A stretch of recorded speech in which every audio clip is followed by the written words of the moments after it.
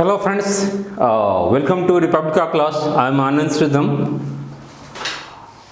Economy में हम लोग मनी और बैंकिंग चैप्टर को देख रहे थे और बहुत ही इंटरेस्टिंग टॉपिक है मनी, इसलिए भी कि मनी की आवश्यकता सबको है और मनी का जो मिस्ट्री है, रहस्य है, सबको हमें समझने की ललक होती है कि पैसा कैसे काम करता है, बैंकिंग सिस्टम हमारा कैसे काम करता है, कैसे हमें अधिक से अधिक फायदा हो, व्यावसायिक फायदा हो।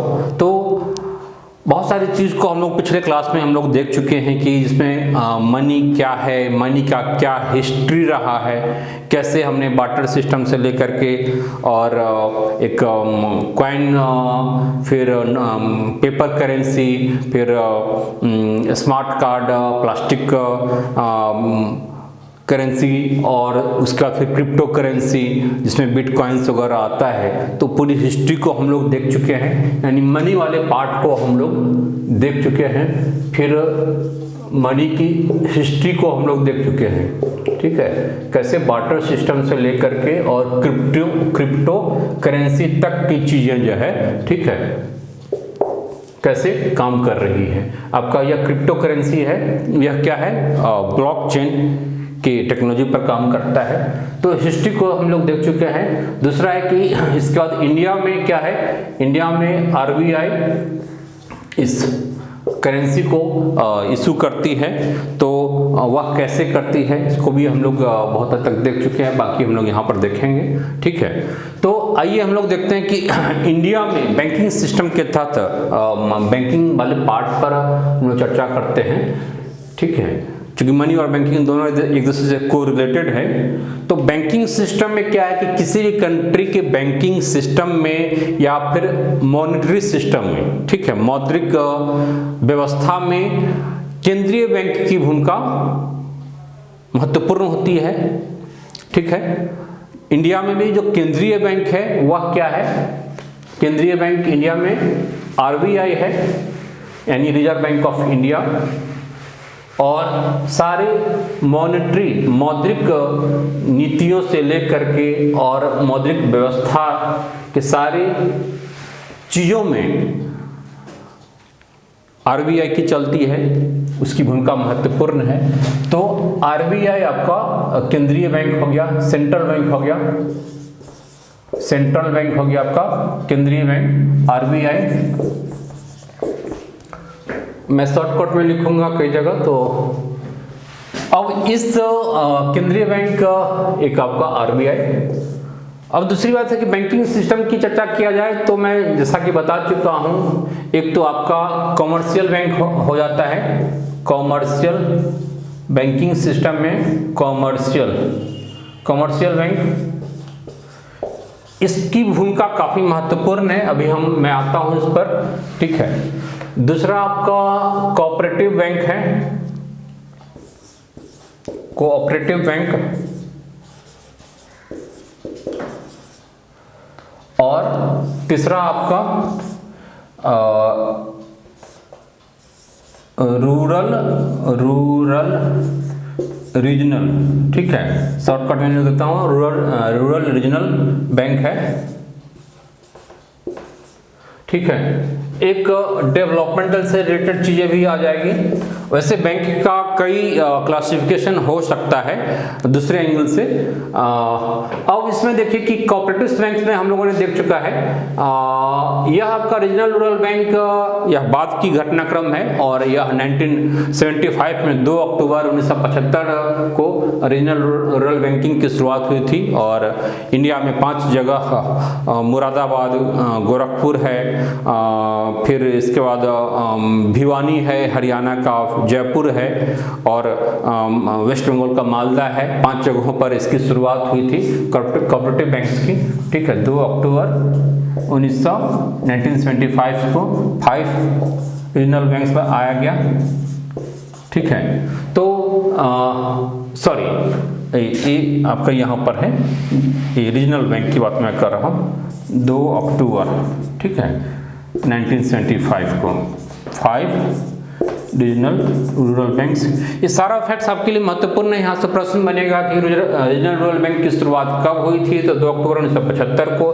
कितने बैंक्स के साथ, तो बैंक्स आपका मैं बताया कि मुरादाबाद में है, गोरखपुर में वहाँ पर एस्टेब्लिश किया गया था, जयपुर में किया गया था, मालदा में किया गया था और भिवानी में किया गया था। ठीक है, क्वेश्चन करवा दूंगा इसका, तो 5 जगह को आप लोग याद रखेंगे।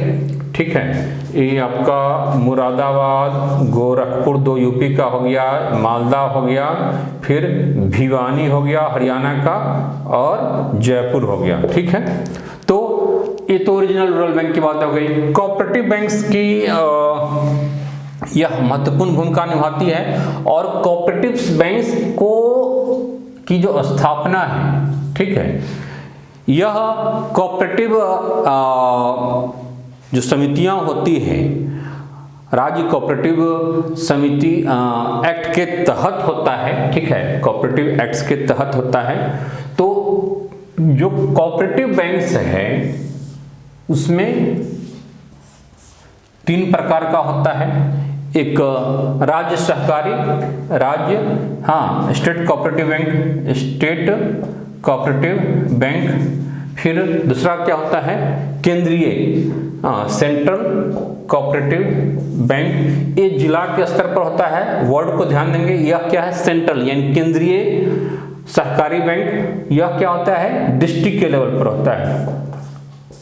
और यह क्या आपको स्टेट के लेवल पर है, स्टेट कोऑपरेटिव बैंक। ठीक है, एस फॉर स्टेट। तो यह पहले पोजीशन पर होता है, फिर ये दूसरे पोजीशन पर होता है, और सबसे लोअर लेवल पर आपका होता है ग्रामीण, रूरल। ठीक है, रूरल कोऑपरेटिव ऋण सोसाइटी। ठीक है, तो ये आपकी सबसे नीचे होता है जो प्राथमिक ऋण समिति या फिर ग्रामीण ऋण समिति। चलिए, ये सब की चर्चा हम लोग कर चुके हैं पहले। तो एक कोऑपरेटिव बैंक्स की यहां पर क्या है, जो सहयोग मिलता है नाबार्ड वगैरह के माध्यम से, यहां पर मिलता है। ठीक है, स्टेट कोऑपरेटिव बैंक्स को मिलता है। तो ये तो चलिए कोऑपरेटिव बैंक का हो गया। अब है कि कमर्शियल बैंक पर आते हैं। इस सब की चर्चा हम लोग कर चुके हैं पहले। अब कमर्शियल बैंक में क्या है कि कमर्शियल बैंक का काम क्या है,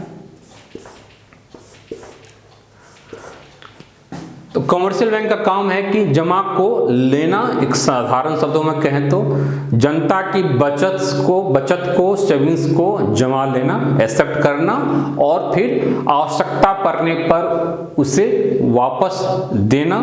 ठीक है, जो कि चेक के द्वारा आहरणीय होता है। आदमी जब भी चाहे तो वह चेक के माध्यम से निकाल सकता है, चेक के माध्यम से अपनी उस संपत्ति को हस्तांतरण कर सकता है, किसी को दे सकता है। ठीक है, तो चेक के द्वारा आहरणीय जो मांग होती है यह काफी इंपॉर्टेंट होता है, और यह आपको कमर्शियल बैंक ही देता है।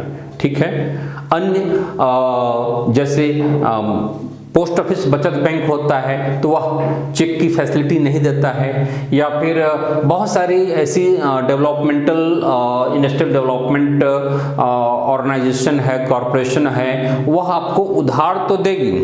ठीक है, लेकिन वह आपको चेक की फैसिलिटी नहीं देती है। तो यही चीजें हैं कि बैंक्स को, कमर्शियल बैंक्स को पोस्टल सेविंग्स बैंक से अलग करती है, या फिर जो इंडस्ट्रियल फाइनेंस कॉर्पोरेशन होता है या फाइनेंस कॉर्पोरेशन होता है, वित्त निगम होती है, तो उससे बैंक को अलग करता है। तो यह एक महत्वपूर्ण चीजें हैं। ठीक है, अब तो ये तो हमने काम समझ लिया कि जमा को स्वीकार करना। ठीक है, डिपॉजिट लेता है। जमा के साथ साथ क्या क्या है, उधार देना, ऋण देना, शॉर्ट टर्म के लिए भी और लॉन्ग टर्म के लिए भी, दोनों प्रकार के जमा को ये आपसे जमा लेता भी है और उधार देता भी है। फिर है कि एजेंट की भूमिका। अच्छा, एक इम्पॉर्टेंट चीज है कि जो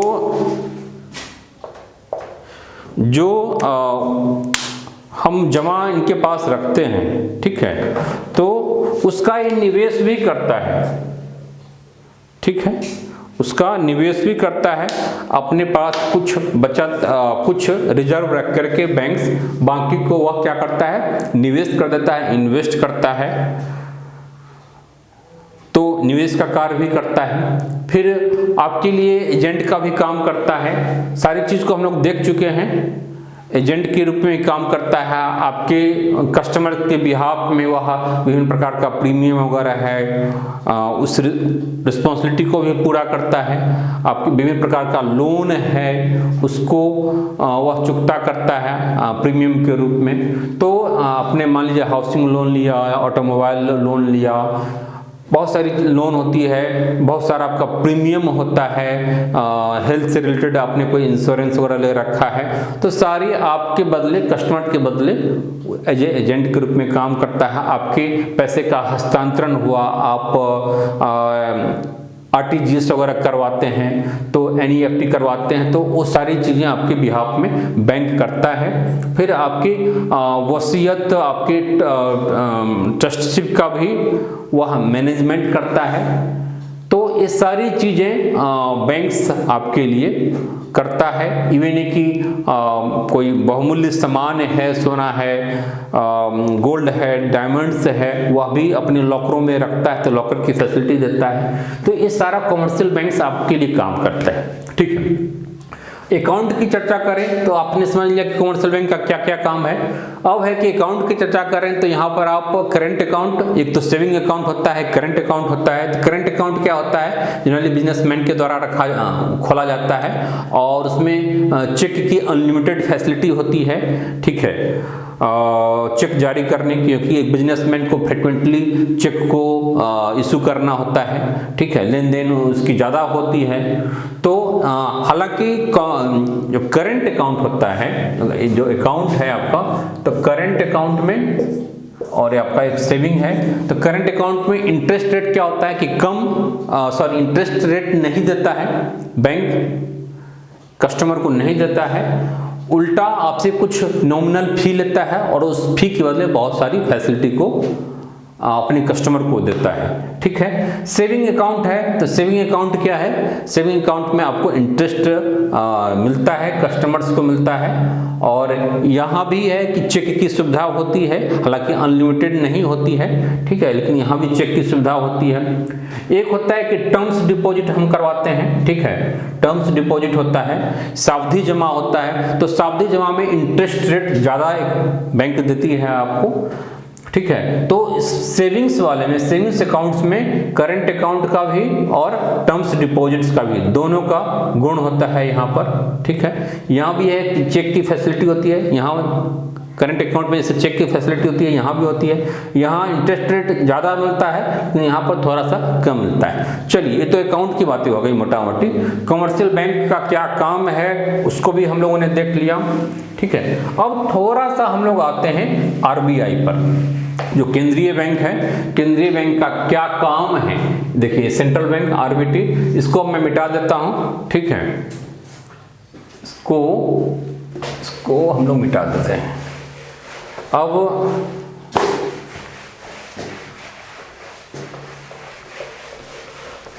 RBI के संदर्भ में, RBI के गठन और इसके कार्य के संदर्भ में हम लोग तेजी से देख लें कुछ महत्वपूर्ण चीजें। RBI का गठन RBI एक्ट 1934 के तहत किया गया है, ठीक है। 1934 का एक्ट है RBI एक्ट,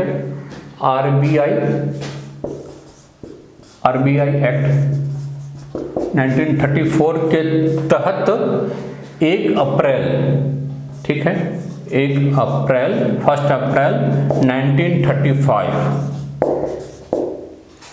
को इसका एस्टेब्लिशमेंट होता है, RBI का, रिजर्व बैंक ऑफ इंडिया का। उससे पहले RBI के गठन से पहले बैंक की जो रिस्पॉन्सिबिलिटी है, केंद्रीय बैंक की जो भूमिका है, बहुत हद तक इंपीरियल बैंक कर रहा था, ठीक है। और इंपीरियल बैंक बैंकर्स बैंक के रूप में रोल कर रहा था। हालांकि पैसे को निर्गत करने का अधिकार सरकार का ही था, ब्रिटिश गवर्नमेंट की ही थी, ठीक है। 1861 में 1861 में पेपर करेंसी एक्ट आया है, पेपर करेंसी एक्ट आया, और तब से ब्रिटिश गवर्नमेंट क्या करती है, करेंसी नोट को जारी करती है, ठीक है। इस 1861 से पहले विभिन्न प्रोविंशियल बैंक्स था, जैसे बैंक ऑफ हिंदुस्तान था, bank of Bengal and Bihar था, आदि के द्वारा पैसे को निर्गत किया जाता था। लेकिन 1861 में, ठीक है, ब्रिटिश गवर्नमेंट अपने अधीन ले लेती है और करेंसी को जारी करना आरंभ करती है। तो इस 1861 से लेकर के और यहाँ तक, देखिए 1861 से लेकर के और यहाँ तक, ठीक है, सरकार के द्वारा होता है। इंपीरियल बैंक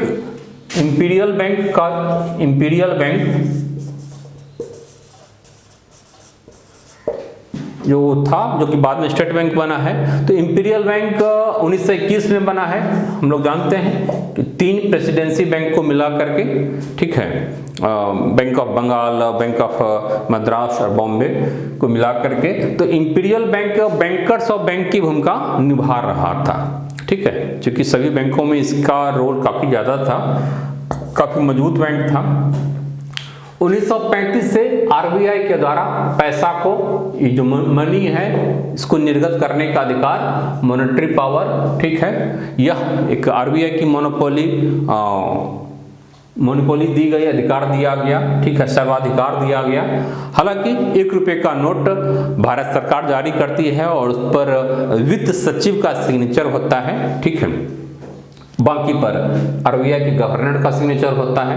और 2005 से इस पर ईस्वी भी लिखा जाने लगा है, ठीक है। तो चलिए, ये तो हो गया आरबीआई का गठन हो गया। आरबीआई के गठन से पहले यह जो इंपीरियल बैंक था, यह भी कहीं न कहीं केंद्रीय बैंक की भूमिका के दौर में था, लेकिन महसूस किया गया कि नहीं, इंपीरियल बैंक को केंद्रीय बैंक का दर्जा देने में या पूर्णरूपेण केंद्रीय बैंक बनाने में प्रॉब्लम है, क्योंकि वह बैंक एक कमर्शियल बैंक की भूमिका को निभा रहा था और अन्य बैंक से कंपटीशन भी कर रहा था, ठीक है। तो ये सारी प्रॉब्लम थी। अन्य बैंकों का वह विश्वास उसके ऊपर नहीं होता। फिर एक डबल रोल का भी एक दोष आ जाता कि एक ही एजेंसी स्वयं बैंक का भी काम कर रही है, कमर्शियल बैंक का भी काम कर रहा है और वह केंद्रीय बैंक की भूमिका भी निभा रहा है। तो इन सब एंगल को देखते हुए,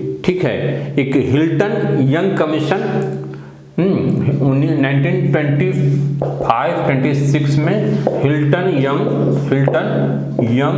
कमीशन, ठीक है, हिल्टन यंग कमीशन ने सुझाव दिया कि भारत में एक केंद्रीय बैंक होना चाहिए ताकि इंडियन इकोनॉमी को एक बूस्टअप मिले, एक स्ट्रांग हो, ठीक है। और उसी आधार पर आरबीआई एक्ट आया है और आरबीआई की स्थापना भी हुई है, ठीक है।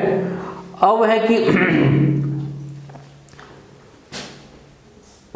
यहाँ पर थोड़ा सा फिर इंपीरियल बैंक, अच्छा, आरबीआई के कार्य को हम लोग देख लें तो आरबीआई क्या करता है, पैसे को निर्गत करता है, मॉनेटरी पावर है सारा। फिर आरबीआई अपने का जो डिपार्टमेंट है, ठीक है, आरबीआई का कई डिपार्टमेंट है। डिपार्टमेंट को आप समझ जाइए तो इसके कार्य को भी आप बहुत हद तक समझ जाएंगे। आरबीआई का डिपार्टमेंट है इशू डिपार्टमेंट। इशू डिपार्टमेंट के माध्यम से क्या करता है, यह पैसे को निर्गत करता है। तो बैंकिंग, दूसरा बैंकिंग डिपार्टमेंट, बैंकिंग डिपार्टमेंट के माध्यम से पैसे को परिचालन में डालता है, सर्कुलेशन में डालता है, ठीक है। और फिर जब आवश्यकता होती है तो उसे वापस भी लेता है। जैसे मुद्रास्फीति वगैरह के टाइम में जब पैसे का प्रसार ज्यादा हो जाता है तो फिर दोनों काम। अच्छा, 1 रुपया जो जारी किया जाता है भारत सरकार के द्वारा, उसका भी सर्कुलेशन में डालने का काम आरबीआई ही करता है, ठीक है। भारत सरकार केवल उसको इशू करती है। तो बैंकिंग डिपार्टमेंट हो गया। फिर इसी से ऑपरेशन डिपार्टमेंट हो गया, ऑपरेशन डिपार्टमेंट ऑफ आरबीआई, ठीक है। फिर आपका एग्रीकल्चर क्रेडिट और दूसरा है कि एक्सचेंज डिपार्टमेंट, ठीक है। एक्सचेंज क्रेडिट डिपार्टमेंट, एक्सचेंज से रिलेटेड सारी रिस्पॉन्सिबिलिटी को यह डिपार्टमेंट देखता है। एग्रीकल्चर क्रेडिट है कि एग्रीकल्चर से रिलेटेड क्रेडिट हो गया, या फिर एग्रीकल्चर पर अनुसंधान हो गया, या फिर एग्रीकल्चर के संदर्भ में भारत सरकार या विभिन्न राज्य सरकारों को सलाह देना है, तो ये सब काम एग्रीकल्चर क्रेडिट डिपार्टमेंट करता है। अच्छा, एक जो इम्पोर्टेंट बात है, चूंकि यह क्या है, भारत सरकार का एक केंद्रीय बैंक है, तो इसमें यह आप कंफ्यूज नहीं करेंगे कि भारत सरकार का मतलब केवल सेंट्रल गवर्नमेंट नहीं, स्टेट गवर्नमेंट्स, ठीक है। स्टेट गवर्नमेंट्स का भी वह बैंक है, केंद्रीय बैंक है, और स्टेट्स गवर्नमेंट भी आरबीआई में पैसे को जमा रखती है, अपने करेंट अकाउंट्स को वहाँ पर रखती है, जिस पर उसे इंटरेस्ट नहीं मिलता है। तो भारत सरकार, central government as well as state government, दोनों के लिए यह काम करता है, ठीक है, काम करता है, उससे सलाह मशविरा देता है, उसके प्रतिभूतियों को, उसके सिक्योरिटीज को खरीदता है। जब भारत सरकार के जब बजटीय घाटा होता है, तो उस बजटीय घाटे को पूरा करने के लिए उसके सिक्योरिटीज को भी लेता है, और सिक्योरिटीज को ले करके, उसकी प्रतिभूतियों को ले करके, और फिर उसके बदले उसके बिहाफ में पैसे को निर्गत करता है, ताकि उस घाटे को भरपाई किया जा सके। उसके बदले में वह पैसे को निर्गत करता है, इशू करता है, ठीक है। तो पैसे को जो निर्गत किया जाता है, तो जैसा कि हम लोग जानते हैं कि इसमें एक मिनिमम रिजर्व को मेंटेन करता है, चूंकि आरबीआई की यह मौद्रिक दायित्व होती है, एक मॉनेटरी रिस्पॉन्सिबिलिटी होती है कि वह जो पैसा निर्गत कर रहा है, उसके बदले में अपने पास संसाधन परिसंपत्ति को सुरक्षित रखें। तो इसमें क्या होता है कि एक मिनिमम रिजर्व्स को फॉलो किया जाता है, मेंटेन किया जाता है, और वह आरबीआई डिसाइड करेगी कि वह मिनिमम रिजर्व कितना होगा, किस फॉर्मेट में होगा, उसमें कितना गोल्ड होगा या कैश होगा। वह गोल्ड भी हो सकता है, फिर फॉरेन करेंसी भी हो सकती है, डॉलर जैसी चीज़ें भी हार्ड करेंसी हो सकती है, फिर इसके अलावा एसडीआर के फॉर्मेट में भी हो सकता है, ठीक है। तो यह रिस्पॉन्सिबिलिटी आरबीआई की है, इसीलिए वह जब पैसा इशू करता है, तो वहां पर एक सेंटेंस आप देखेंगे लिखा होता है कि मैं धारक को इतना रुपया देने का वचन देता हूं, ठीक है। यानी वह जो पैसा है, चूंकि वह एक लीगल टेंडर है, वस्तुतः उस एक कागज की वैल्यू कितनी हो सकती है, ठीक है। पहले जो सिक्का जारी किया जाता था, तो उस सिक्के का अपना एक फेस वैल्यू भी था और उसका एक्चुअल वैल्यू भी था, ठीक है। लेकिन इस कागज का कितना वैल्यू हो सकता है, एक सांकेतिक महत्व ही इस रूप में होता है। तो उसके, और कोई भी व्यक्ति यह क्लेम कर दे कि हमारे पास इतना पैसा है, इसके बदले आरबीआई हमें संपत्ति दे, ठीक है, तो कहीं न कहीं इसको मेंटेन आरबीआई करती है। ऐसा नहीं होता है कि मतलब जब मन किया, जितना मन किया पैसा को हमने इशू कर दिया, उतना पैसा का हमने उत्पादन कर दिया। तो इससे तो बहुत ज़्यादा इन्फ्लेशन बढ़ जाएगा। दूसरी बात है कि अव्यवस्था फैल जाएगी, फिर उस पैसे का कोई वैल्यू नहीं रह जाएगा। तब तो हर एक कोई व्यक्ति कागज पर लिख करके कहेगा कि हमने पैसा जारी कर दिया, ठीक है।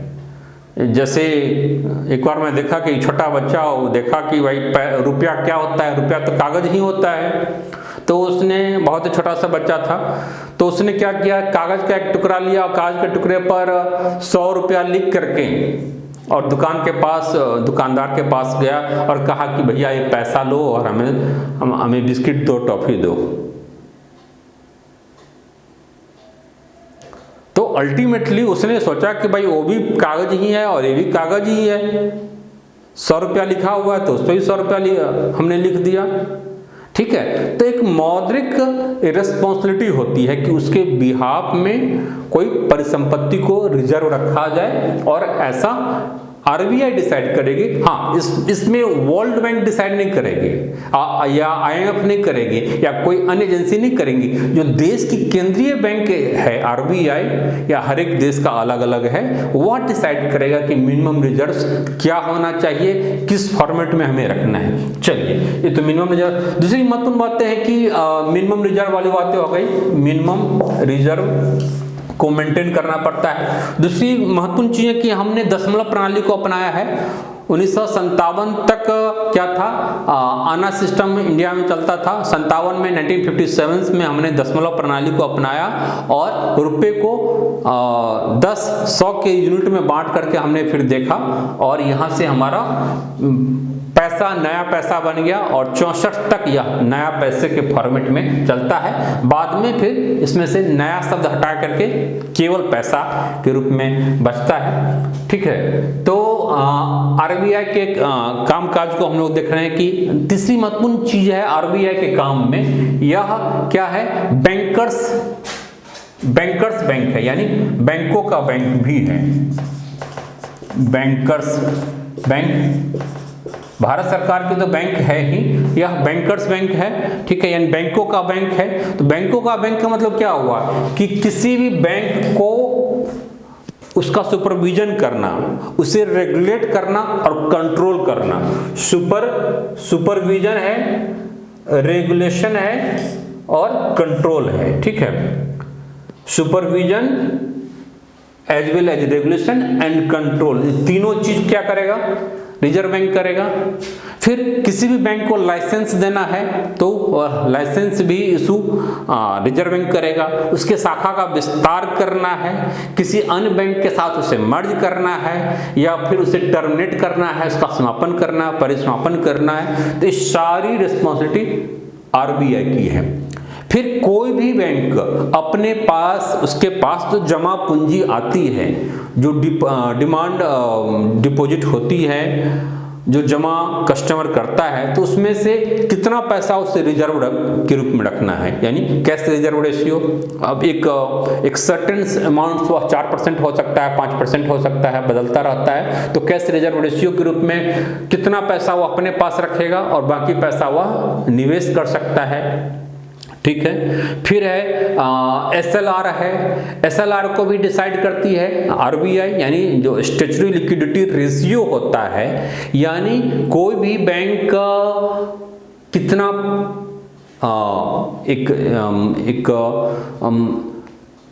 कितनी परिसंपत्ति, ठीक है, जो उसके पास जमा है, उसमें से एक सर्टेन परसेंटेज वह कैश के रूप में, या फिर मान लीजिए गोल्ड के रूप में, या प्रतिभूति के रूप में, अन्य रूपों में वह अपने पास रिजर्व रखता है। ठीक है, तो वह भी डिसाइड आरबीआई करती है। तो ये सारी चीजें, सारी मॉनेटरी रेगुलेशन हमारा आरबीआई करता है, इसलिए इसको बैंकर्स बैंक भी बोलते हैं। भारत सरकार का बैंक तो है ही, पैसे को निर्गत करता है, विभिन्न टूल्स का यूज करता है इन्फ्लेशन को कंट्रोल करने के लिए। इन्फ्लेशन चैप्टर को हम लोग अलग से देख लेंगे। ठीक है, इन्फ्लेशन को कंट्रोल करने के लिए, यानी इन्फ्लेशन क्या है, पैसे, मुद्रा का प्रसार, मुद्रास्फीति इसे बोलते हैं हिंदी में। तो मुद्रा का प्रसार, यानी मार्केट में, अर्थव्यवस्था में मुद्रा का प्रसार जब ज्यादा होता है, हो जाएगा, तो क्या होगा कि वस्तु, कोई भी वस्तु महंगी हो सकती है। ठीक है, इंटरेस्ट रेट महंगा हो जाएगा, पैसे की क्रय क्षमता घट जाएगी, तो यह अर्थव्यवस्था के लिए हानिकारक हो सकता है। हालांकि एक हद तक इन्फ्लेशन सही है, एक इकोनॉमी को बूस्टअप का काम करता है, टॉनिक का काम करता है। तो आरबीआई अपने बैंक रेट के माध्यम से, या सीआरआर के माध्यम से, या एसएलआर के माध्यम से, या फिर repo rate, reverse repo rate के माध्यम से, अपने इन विभिन्न टूल्स के माध्यम से कंट्रोल करती है उसे, ठीक है।